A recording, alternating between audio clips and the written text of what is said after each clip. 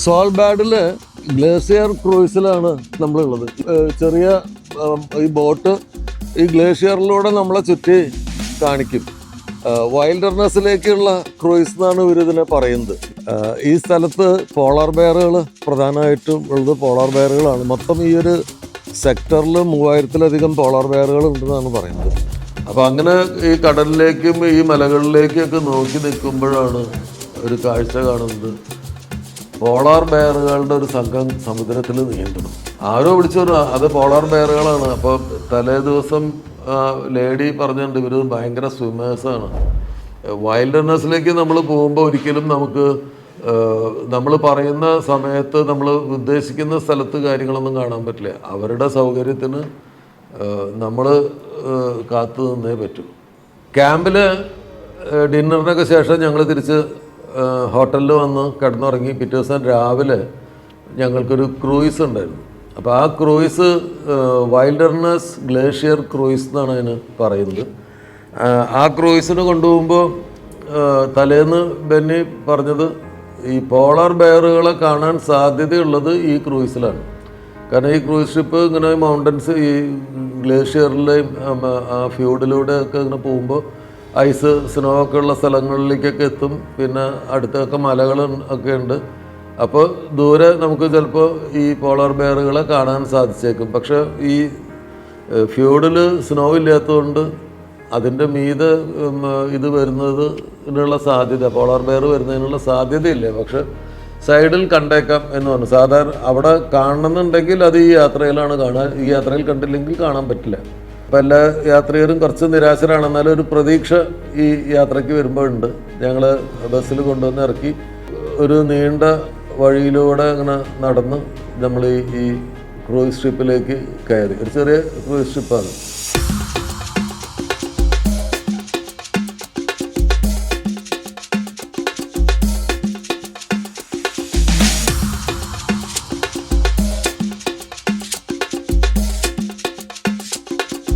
സോൾബാഡിൽ glacier ക്രൂയിസിലാണ് നമ്മളുള്ളത്. ഈ ചെറിയ ഈ ബോട്ട് ഈ ഗ്ലേഷ്യറിലൂടെ നമ്മളെ ചുറ്റി കാണിക്കും. വൈൽഡർനെസ്സിലേക്കുള്ള ക്രൂയിസ് എന്നാണ് ഇവരിതിനെ പറയുന്നത്. വൈൽഡർനെസ് എന്ന് പറയുന്നത് ഇവിടെ ഒറ്റ മരം പോലും ഇല്ല. നമ്മൾ വൈൽഡർനെസ് എന്നൊക്കെ പറയുമ്പോൾ കാട്ടിലേക്ക് പോകുന്ന പോലെയാണ് തോന്നുക. പക്ഷെ കാടെന്ന് പറയുന്നത് വൈൽഡർനെസ് എന്ന് പറയുന്നത് ഈ ബാരനായിട്ട് കിടക്കുന്ന ഈ സ്ഥലമാണ്.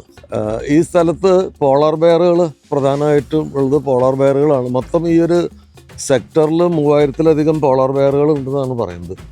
ഈ യാത്രയിൽ അത് കാണാൻ കഴിയുമെന്നാണ് വിചാരിക്കുന്നത്. പോളാർ ബെയറുകളുടെ ഒരു പ്രധാന സവിശേഷതയായിട്ട് പറയുന്നത് 32 കിലോമീറ്റർ അകലെ നിന്ന് മനുഷ്യൻ്റെ ഗന്ധം പിടിച്ചെടുക്കാൻ ഇതിന് കഴിയും. ഈ സ്ഥലത്തിനാകെ 30 കിലോമീറ്റർ ചുറ്റളവേ ഉള്ളൂ. അപ്പോൾ മനുഷ്യരുടെ പരിസരത്തൊന്നും ഇത് വരാൻ സാധ്യതയില്ല എന്നാണ് അവർ പറയുന്നത്. പോളാർ ബെയറുകൾക്ക് പോളാർ ബെയറുകൾക്ക് 700 കിലോ തൊട്ടിട്ട് 1000 കിലോ വരെ ഭാരം ഉണ്ടാവുമെന്നാണ് പറയുന്നത്. ഈ ഫീമെയിൽ പോളാർ ബെയറുകൾക്ക് ഒരു 250 തൊട്ടിട്ട് 500 കിലോ വരെ ഭാരം ഉണ്ടാവും. ഗർഭിണികളാവുന്നതിന് മുമ്പ് ഇവർ ഇണയുമായിട്ട് മേറ്റ് ചെയ്ത് കഴിഞ്ഞാൽ ഇവർ ഭക്ഷണം കഴിക്കാൻ തുടങ്ങും. നന്നായി ഭക്ഷണം കഴിക്കും. എന്നിട്ട് വെയിറ്റ് ഡബിൾ ആവുമ്പോഴേ ഗർഭം ധരിക്കുള്ളൂ എന്നാണ് പറയുന്നത്. വെയിറ്റ് ഡബിൾ ആവുമ്പോഴേ ഗർഭം ധരിക്കുള്ളൂ. അതുപോലെ പോളാർ ബെയറിൻ്റെ കുഞ്ഞുങ്ങൾക്ക് ജനിക്കുമ്പോൾ 500 ഗ്രാമേ ഭാരം ഉണ്ടാവുള്ളൂ. അത്ര ചെറുതായിരിക്കും. ഒന്നും കണ്ണ് കാണില്ല, ചെവി കേൾക്കില്ല, അങ്ങനെ ആയിരിക്കും ഇത് വരിക. പക്ഷെ ഒരു മാളം ഉണ്ടാക്കി അതിൽ ഐസിൽ ഈ തള്ള ബെയർ വളർത്തും. അപ്പം അതിൻ്റെ പ്രധാന ശത്രു ഈ അച്ഛൻ തന്നെയാണ്. അച്ഛൻ ഇതിനെ പിടിച്ച് തിന്നുകളയെന്നാണ് പറയുന്നത്. അപ്പോൾ ഈ പോളാർ ബെയറുകളെ കാണുക എന്ന് പറയുന്നത് ഈ 30 കിലോമീറ്റർ അപ്പുറത്തുനിന്ന് മനുഷ്യന് ഗന്ധം പിടിച്ചെടുക്കാൻ കഴിവുള്ളത് കൊണ്ട് മനുഷ്യരുള്ള സ്ഥലത്തേക്ക് സാധാരണ ഇവർ വരില്ല. അപ്പോൾ നമ്മൾ ഈ ക്രൂയിസിൽ പോകുമ്പോൾ ഏതെങ്കിലും ഒരു സൈഡിൽ ദൂരെ ഈ മഞ്ഞിൽ ഇവിടെ ഇപ്പോൾ ഐസ് അധികം സമ്മറാണ്. അപ്പോൾ ഐസുള്ള സ്ഥലങ്ങളിലേക്കാണ് നമ്മൾ ഈ ക്രൂയിസ് പോവുക. അപ്പോൾ ഐസുള്ള സ്ഥലങ്ങളിൽ പോളാർ ബെയറുകൾ ഉണ്ടാവും. ഇത് ഐസിന് മീതെ നടക്കും. ഇത് പോളാർ ബെയറിൻ്റെ പാദങ്ങൾക്ക് അല്ലെങ്കിൽ കൈപ്പത്തികൾക്ക്, കാൽപാദങ്ങൾക്ക് ഒരു ഡിന്നർ പ്ലേറ്റിൻ്റെ അത്രയും വട്ടം ഉണ്ടാവും എന്നാണ് പറയുന്നത്. അപ്പോൾ അതുകൊണ്ട് തന്നെ ഐസിൽ നമ്മൾ നടക്കുമ്പോൾ ഐസിൽ കാല് താണുപോയില്ലേ. പോളാർ ബെയറുകൾ നടക്കുമ്പോൾ താണുപോയില്ല. അതിൻ്റെ കാരണം ഇത്രയും വലിയ കൈപ്പത്തിയും കാൽപ്പത്തിയും ഉള്ളതുകൊണ്ടാണ്. പോളാർ ബെയറുകളെ കുറിച്ചുള്ള രസകരമായിട്ടുള്ള ഒരു വിവരം നേരത്തെ എനിക്ക് അറിയാതിരുന്ന, എനിക്കതിപ്പോൾ പുതിയ അറിവാണ്. പോളാർ ബെയറുകളുടെ ശരിക്കുള്ള നിറം കറുപ്പാണ്. പക്ഷെ ഈ രോമം കൊണ്ട് ആവൃതമായിരിക്കുന്നത് കൊണ്ടാണ് അത് മഞ്ഞുപോലെ വെളുത്ത് കാണപ്പെടുന്നത്. അപ്പോൾ നമ്മൾ വിചാരിക്കും ഇതിൻ്റെ രോമം വെളുത്ത നിറത്തിലുള്ളതാണ്. ഈ ഫറ് വെളുത്ത നിറത്തിലുള്ളതല്ല. ഫറിൻ്റെ നിറം ശരിക്കും പറഞ്ഞാൽ ട്രാൻസ്പെറൻ്റ് ആണ്. അതിന് നിറമില്ല. ട്രാൻസ്പെറൻ്റ് ആണ് ഇതിൻ്റെ രോമങ്ങൾ. ആ രോമങ്ങൾ നിറയെ ഉള്ളത് കൊണ്ടും ആ നിറയെ നല്ല നീളത്തിൽ ഈ ട്രാൻസ്പെറൻ്റ് ആയിട്ടുള്ള ഈ രോമം നിറഞ്ഞ ഈ ശരീരത്തിൽ വെളിച്ചം തട്ടുമ്പോൾ ഈ വെളിച്ചത്തിൽ നിന്ന് വൈറ്റിന് ആ കളർ ആഗിരണം ചെയ്തിട്ടാണ് ഇത് വെളുത്തതായി കാണപ്പെടുന്നത്. അപ്പോൾ ശരിക്ക് പോളാർ ബെയറിൻ്റെ നിറം, സ്കിന്നിൻ്റെ നിറം കറുപ്പാണ്. ആ മീതിയുള്ള അതിനെ മൂടി ആവരണം ചെയ്യുന്ന ഫെറിൻ്റെ നിറം എന്ന് പറയുന്നത് ട്രാൻസ്പെറൻ്റ് ആണ്. അപ്പോൾ 700 കിലോ തൊട്ട് 1000 കിലോ വരെ ഭാരമുള്ള ഒരു ടൺ ഭാരമുള്ള പുരുഷന്മാരും 500 കിലോയോളം ഭാരം വരുന്ന വനിതകളും 500 ഗ്രാം മാത്രം ഭാരമുള്ള പിറന്നു വീഴുന്ന പോളാർ ബെയർ കുഞ്ഞുങ്ങളും വലിയ ഒരു കൗതുകമാണ്. സോൾബാഡിൻ്റെ മറ്റൊരു പ്രത്യേകത, സോൾബാഡിൽ ഈ വർഷം അവസാനം വരെ ഒരുപാട് ഖനികളുണ്ടായിരുന്നു. ഈ ഖനികൾ എല്ലാം ഇപ്പോൾ ഗവൺമെൻറ് നിർത്തലാക്കി. ഇനി മുതൽ ഇവിടെ ഖനികളുണ്ടാവില്ല. പ്ലസ് ഈ ടൂറിസവും ഫിഷിങ്ങും കാര്യങ്ങളൊക്കെ ഇനി ഉണ്ടാവുള്ളൂ. വിശേഷങ്ങൾ അതൊക്കെയാണ്. ഈ പോളാർ ബെയറിനെ കുറിച്ചുള്ള അത്ഭുതവും അതുവരെ അറിയാതിരുന്ന കാര്യങ്ങളൊക്കെ നമ്മൾ അപ്പോഴാണ് അറിഞ്ഞത്.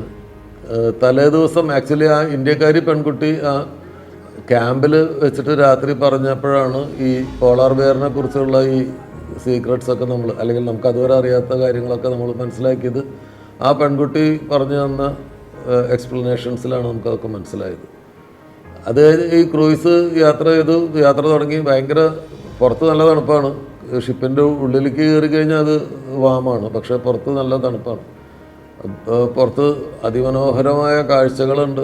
ഈ നീല കളറിലുള്ള മൗണ്ടൻസിൽ മേഘങ്ങളിങ്ങനെ താഴെ ഇറങ്ങിയിട്ട് മീശ വെച്ച, നമ്മളിവിടെ മീശപ്പുലിമല എന്നൊക്കെ പറയുന്ന പോലെ ഇത് മേഘത്തിൻ്റെ മീശ വെച്ച മലകൾ ഒക്കെ കണ്ട ശരിക്കും ഒരു വായയുടെ പോർഷനുണ്ട്. വെള്ള മീശ പോലെ ഈ മേഘം ഇങ്ങനെ കിടക്കുന്ന. ഈ കപ്പലിൻ്റെ പുറകിൽ നിന്ന് കഴിഞ്ഞാൽ ഈ കപ്പൽ, ഈ ചെറിയ ഷിപ്പ് ഇങ്ങനെ പോകുമ്പോൾ പുറകിലുണ്ടാകുന്ന ഓളങ്ങൾ, അത് ഏത് ഷിപ്പിൽ പോകുമ്പോഴും എൻ്റെ ഒരു വീക്ക്നെസ്സാണ്. അത് ഭയങ്കര രസമാണ് കാണാൻ. ഈ കപ്പൽ പോകുന്ന വഴിയിൽ വെള്ളത്തിൽ വെള്ള വരകൾ പോലെ ഇങ്ങനെ ഓളങ്ങളുണ്ടാവും.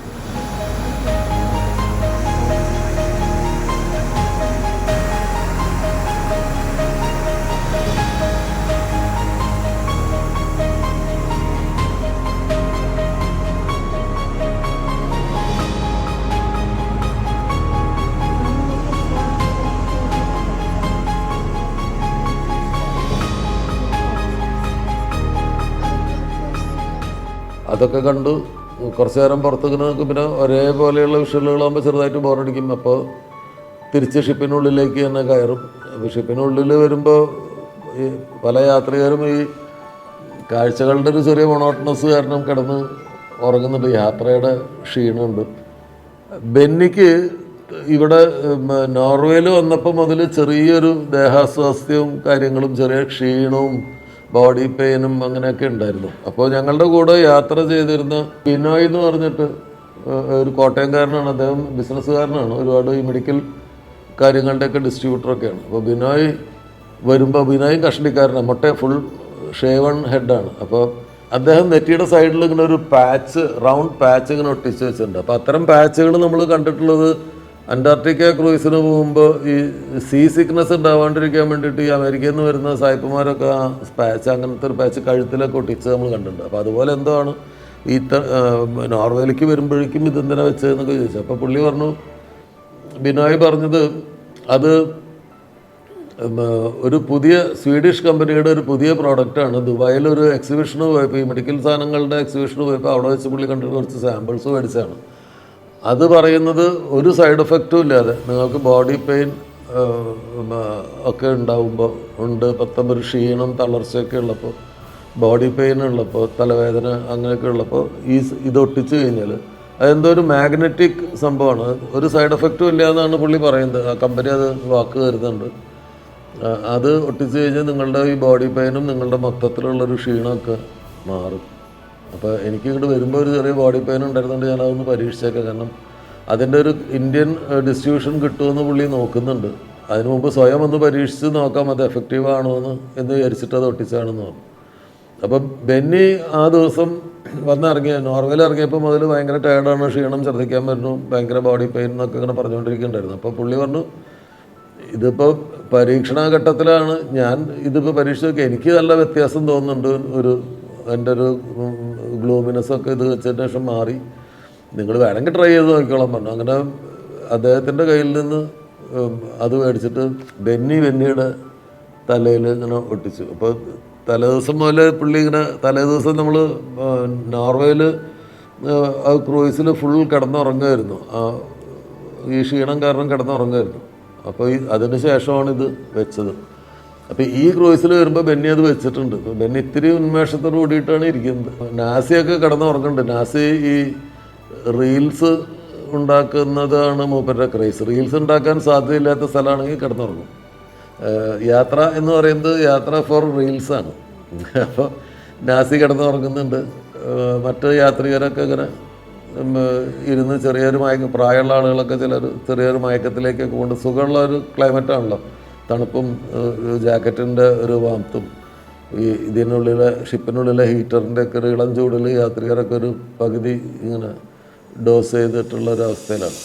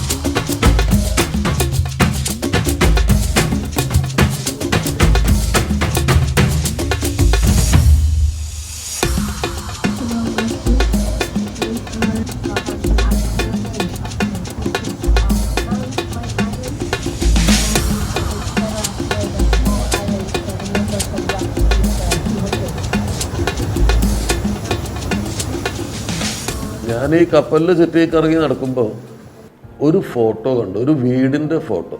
കാണുമ്പോൾ തന്നെ നമുക്കറിയാം ഒരു ഹോണ്ടഡ് ഹൗസ് പോലെ നമുക്ക് തോന്നും. അപ്പോൾ ഞാൻ അവിടെയുള്ള ആളുകളോട് ചോദിച്ചപ്പോൾ അവർക്ക് പലർക്കും അതിനെക്കുറിച്ച് വ്യക്തമായിട്ട് അറിയില്ല. ഇറ്റ്സ് എ ഹോണ്ടഡ് ഹൗസ് എന്ന് മാത്രം പറഞ്ഞു. അപ്പോൾ ഞാൻ അതിൻ്റെ ഒരു ഫോട്ടോ എടുത്ത് വെച്ചു. പിന്നെ സെർച്ച് ചെയ്ത് കണ്ടുപിടിച്ചത് ആ വീടിന് രസകരമായൊരു കഥയുണ്ട്. ആ വീടിൻ്റെ പേര് സെൻക്യൂസെറ്റ് ഹൗസ് എന്നാണ്. സ്വീഡിഷ് നെയിമാണ്. അതിൻ്റെ പ്രൊനൗൺസിയേഷൻ കറക്റ്റാണെന്ന് അറിയില്ല. സെൻക്യൂസെറ്റ് ഹൗസ് എന്നാണ് പറയുന്നത്. 1872 അത് ബിൽഡ് ചെയ്തത്. ഏതാണ്ട് 153 വർഷം പഴക്കം. സ്വീഡിഷ് കമ്പനിയാണ് അത് ഉണ്ടാക്കിയത്. അത് ഈ തിമ്മിംഗല വേട്ടയ്ക്കും സീൽ ഹണ്ടിങ്ങിനും വേണ്ടിയിട്ട് ആ കാലത്ത് അവർ ആ സീൽ ഹണ്ടേഴ്സിനെ താമസിപ്പിക്കാൻ വേണ്ടിയിട്ട് ഉണ്ടാക്കിയ ഒരു സീക്രട്ട് ഹൗസായിരുന്നു. ആ വീട് അവിടെ ഉള്ളതായിട്ട് ആർക്കും പുറത്ത് ആരെയും അറിയിച്ചിരുന്നില്ല. അതിൽ 17 പുരുഷന്മാർ താമസിച്ചിരുന്നു. ഏതാണ്ട് ഒരു കൊല്ലം ആ വീട് യൂസ് ചെയ്യാൻ പറ്റുകയുള്ളൂ. ഒരു കൊല്ലത്തിന് ശേഷം ആ വീട്ടിൽ ആ 17 പേരും മരിച്ച് കിടക്കുന്നതായിട്ട് കണ്ടെത്തി. അപ്പം 17 പേരും മരിച്ചു. ഒരു അറ്റാക്ക് നടന്നിട്ടില്ല. ബെഡൊക്കെ നന്നായി വിരിച്ചിട്ടിട്ടുണ്ട്. ഭക്ഷണ ടേബിൾ റെഡിയാണ്. ഭക്ഷണം കഴിക്കുന്ന സെറ്റപ്പ് എല്ലാം റെഡി ആയിട്ടുണ്ട്. അതിൻ്റെ അടുത്താണ് ഈ 17 പേരും മരിച്ചു കിടന്നത്. ഏതാണ്ട് 100 വർഷത്തേക്ക് ഈ മരണത്തിൻ്റെ കാരണം ആർക്കും മനസ്സിലായില്ല. അത് പിന്നീട് നോവലുകൾക്കും ഡോക്യുമെൻ്ററികൾക്കും ആർട്ടിക് ഫോക്ലോറിനും ഒക്കെ കാരണമായി ആ വീട് നിലനിന്നു. അത്ഭുതകരമായ കാര്യം എന്ന് വെച്ചാൽ ഈ ആർട്ടിക് പ്രദേശത്ത് വീടുകളൊന്നും അത്ര അധികകാലം നിൽക്കില്ല, പിന്നെ വീണ്ടും പുതുക്കിക്കൊണ്ടിരിക്കണം. പക്ഷേ ഈ വീട് 153 വർഷമായിട്ട് ഒരു കേടുമില്ലാതെ നിൽക്കുകയാണ്. ഹോണ്ടഡ് ഹൗസാണ്, അവിടെ പ്രേതബാധ ഉണ്ടെന്നാണ് ആ ഏരിയയിലുള്ള വിശ്വാസം. സെക്കൻഡ് വേൾഡ് വാറിൻ്റെ സമയത്ത് നാസി ജർമ്മനി അത് അവരുടെ ഒരു കമ്മ്യൂണിക്കേഷൻ ഹബ്ബായിട്ട് ആ വീട് ഉപയോഗിക്കാൻ വേണ്ടിയിട്ട് ഒരു ശ്രമം നടത്തി. പക്ഷെ അവരതിൽ വിജയിച്ചില്ല. അതിൻ്റെ കാരണം എന്താണെന്നുള്ളതിൻ്റെ ഡീറ്റെയിൽസ് എനിക്കറിയില്ല. പക്ഷെ ഈ പറയുന്ന ഹോണ്ടഡ് ഈ പ്രേതബാധ എന്നൊക്കെ പറയുന്ന പോലെയുള്ള എന്തൊക്കെയോ കാരണങ്ങൾ കൊണ്ടാണ് അവർക്ക് ആ വീട് ഉപയോഗിക്കാൻ പറ്റാതെ പോയത്. അപ്പോൾ അങ്ങനെ ഒരു ഫോട്ടോ ആയിരുന്നു. ആ ഫോട്ടോയിൽ വീടിനോട് തോന്നിയൊരു കൗതുകം അന്വേഷിച്ച് പുറകെ പോയപ്പോൾ നമുക്ക് ഇത്രയും കഥകൾ കിട്ടി. ഒരു സിനിമയ്ക്കോ ഒരു നോവലിനോ ഒക്കെ ഉള്ളൊരു കഥയാണ്. ആർട്ടിക്കിൽ ഒരു വിൻ്ററിൽ മഞ്ഞ് മൂടിക്കിടക്കുന്ന സമയത്ത് ഇങ്ങനൊരു വീട്, ആ വീട്ടിൽ 17 പുരുഷന്മാർ മരിച്ചു കിടക്കുന്നു, ഒരു അറ്റാക്ക് നടന്നിട്ടില്ല പുറമേ നിന്നുള്ളൊരു ഇതല്ലേ. ഇപ്പോൾ അത് വിശ്വസിക്കപ്പെടുന്നത് ഇവർ ഭക്ഷണം കഴിക്കുന്നത് ടിൻ ഫുഡാണ്. അപ്പോൾ ഈ ടിൻ ഫുഡിൻ്റെ മീതെ അത് സീൽ ചെയ്യാൻ ഉപയോഗിച്ചിരുന്നത് ലെഡാണ്. ലെഡ് കൊണ്ടാണ് ഇത് ഈ ഫുഡിൻ്റെ ടിന്ന് സീൽ ചെയ്തത്. ആ ലെഡ് ഭക്ഷണത്തിൽ കലർന്ന്, ഭയങ്കര പോയ്സണാണ് ലെഡ് ശരിക്കും. അപ്പോൾ ലെഡ് ഭക്ഷണത്തിൽ കലർന്നിട്ട് അത് അകത്ത് ചെന്നിട്ടാണ് ഇവർ മരിച്ചതെന്നാണ് ഇപ്പോൾ വിശ്വസിക്കപ്പെടുന്നത്. അപ്പോൾ കഥ പറയാൻ ആരും അവശേഷിച്ചില്ല. 17 പേരാണ് താമസിച്ചത്. ആ 17 പേരും മരിച്ചുപോയി. ഇപ്പോഴും ആ വീട് ഉപയോഗിക്കുന്നില്ല. അന്ന് അവർ അവിടെ ഉണ്ടായിരുന്നപ്പോൾ ഉള്ള അതേ രീതിയിൽ തന്നെ അത് ഇപ്പോഴും നിലനിർത്തിയിരിക്കുകയാണ്. പക്ഷേ ഇപ്പോൾ അതിൻ്റെ ഉള്ളിലേക്ക് ടൂറിസ്റ്റുകളെയൊന്നും കയറ്റുന്നില്ല. പുറത്തുനിന്ന് വേണമെങ്കിൽ ആ വീട് കാണാമെന്ന് പറയുന്നു. പക്ഷേ നമുക്ക് അത് കാണാൻ കഴിഞ്ഞില്ല. കാരണം അന്ന് എനിക്ക് ഇത്രയും ഡീറ്റെയിൽസ് അറിയില്ലായിരുന്നു. നമ്മൾ ആ ഫോട്ടോ മാത്രമേ കണ്ടുള്ളൂ. അപ്പോൾ ഫോട്ടോ അവിടുത്തെ ഒരു ട്രഡീഷണൽ പാലസിൻ്റെ മറ്റോ അല്ലെങ്കിൽ ഒരു ബംഗ്ലാവിൻ്റെ ഫോട്ടോ ആണെന്ന് വിചാരിച്ച് വിട്ട് കളഞ്ഞു. പിന്നീട് നമ്മൾ നെറ്റിലൊക്കെ സെർച്ച് ചെയ്തപ്പോഴാണ് ഈ കഥകളൊക്കെ അറിയുന്നത്. അതാണ് ഒരു ഫോട്ടോ പറഞ്ഞ കഥ.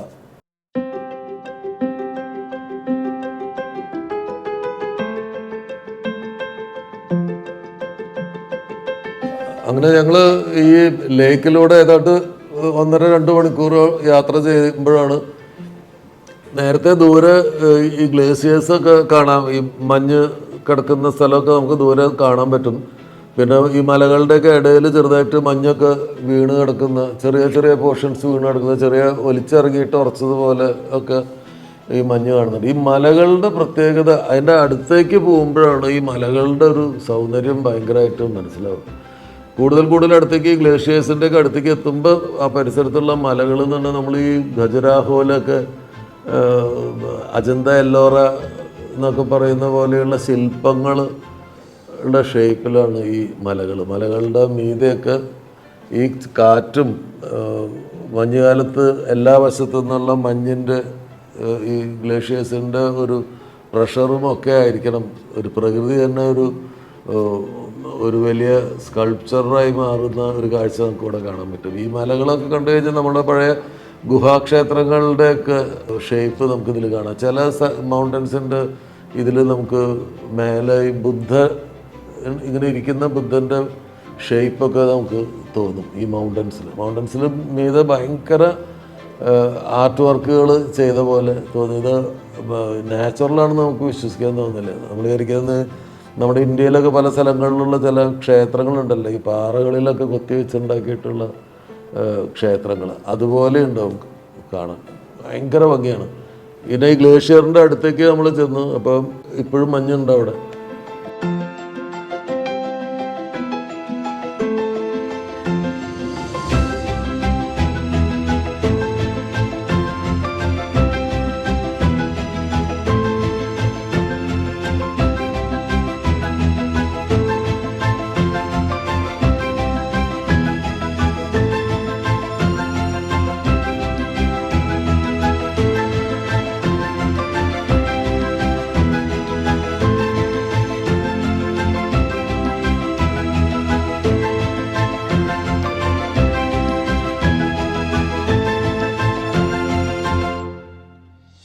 പോളാർ ബെയറുകളെ കാണാൻ സാധ്യതയുള്ള ഒരു സ്ഥലമായിരുന്നു അത്. പക്ഷേ നമ്മൾ നിർഭാഗ്യവശാൽ പോളാർ ബെയറുകളെ ഒന്നും കണ്ടില്ല. കാരണം ഈ ബോട്ടൊക്കെ പറഞ്ഞ ശബ്ദം കേൾക്കുമ്പോൾ തന്നെ അവർ മറ്റേ സൈഡിൽ, അപ്പോൾ ഈ മഞ്ഞുള്ളതിൻ്റെ മറു സൈഡൊക്കെ ഫുൾ മഞ്ഞായിരിക്കും. അപ്പോൾ ആ സൈഡിലേക്ക് അവർ മൊത്തം മാറിയിട്ടുണ്ട്. ഒന്നിനെയും കാണാൻ പറ്റിയില്ല.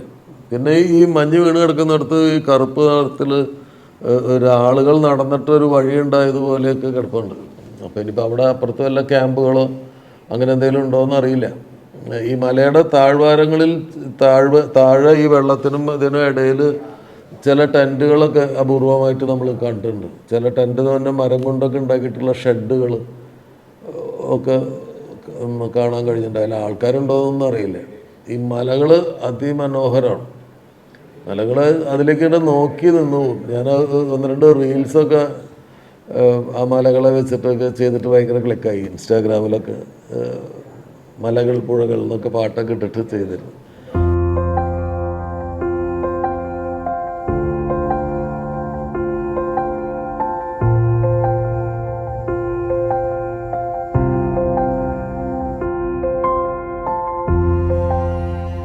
അതുവരെ ഒരു ആലസ്യത്തിലൊക്കെ ആണ്ടിരുന്ന സഞ്ചാരികളെല്ലാവരും പുറത്തേക്ക് ഡോക്കിലേക്ക് വരികയും അവിടെ വന്നിട്ട് ഇതിൻ്റെ വീഡിയോസും ഫോട്ടോസും ഒക്കെ എടുക്കുകയും വീൽ ചെയറിലൊക്കെ വന്നിട്ടുള്ള ചില ആൾക്കാരുണ്ട്. അവരൊക്കെ അത് ആസ്വദിക്കുന്നത് കാണുമ്പോൾ നമുക്ക് ഭയങ്കര സന്തോഷം തോന്നും.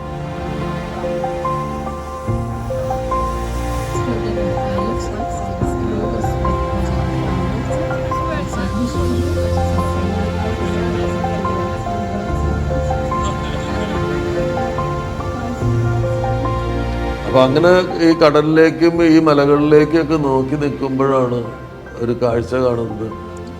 പോളാർ ബെയറുകളുടെ ഒരു സംഘം സമുദ്രത്തിൽ നീന്തണം.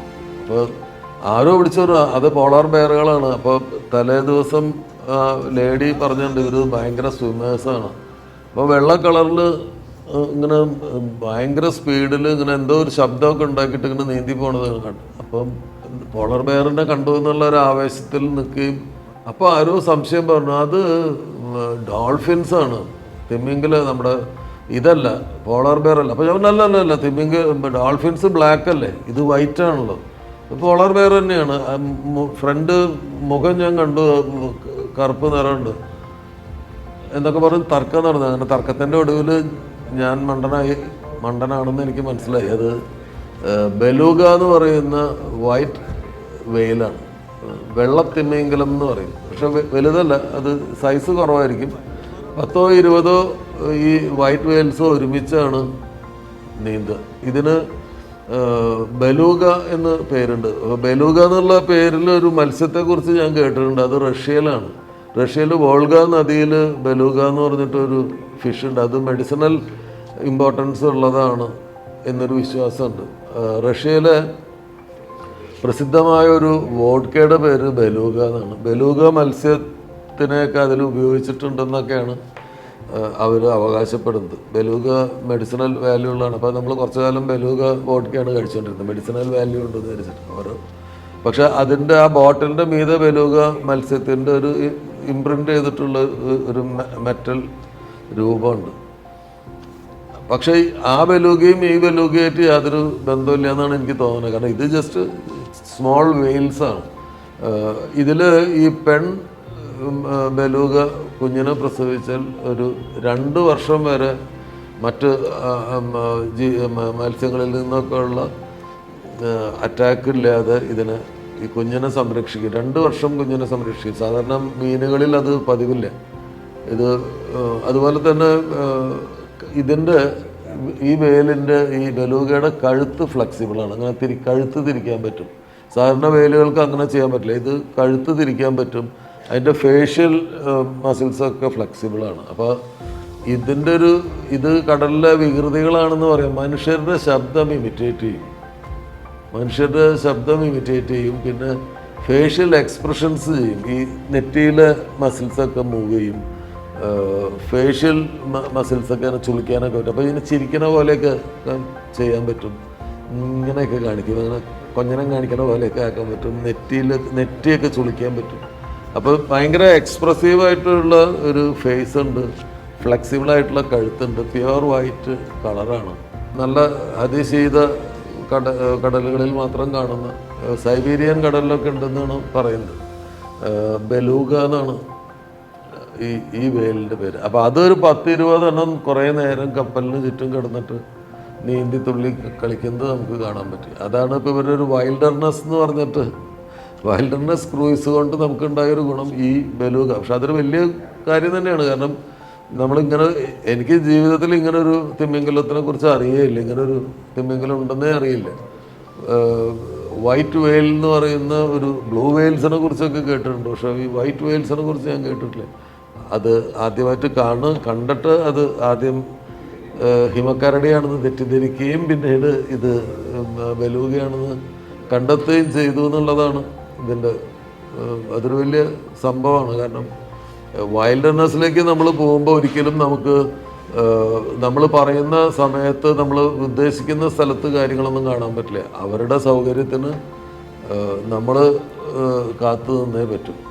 അപ്പോൾ അങ്ങനെ ഒരു മനോഹരമായ ക്രൂയിസിൻ്റെ അവസാനം നിരാശയ്ക്ക്, പോളാർ ബെയറിനെ കാണാൻ കഴിഞ്ഞില്ല എന്നുള്ള നിരാശയ്ക്ക് ചെറിയൊരു ആശ്വാസമായിട്ട് ബെലൂഗ രംഗത്ത് വന്നു.